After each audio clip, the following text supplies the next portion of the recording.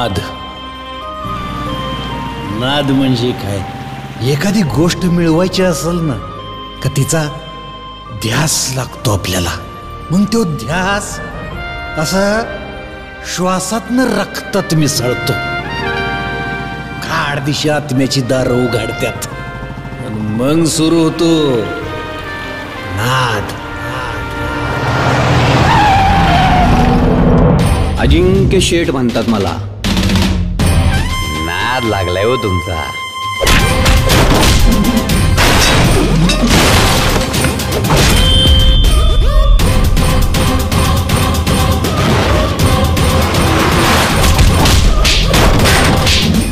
जोपर्यंत ती गोष्ट मिळत नाही तोपर्यंत चैन नाही पडत. शुभ्रा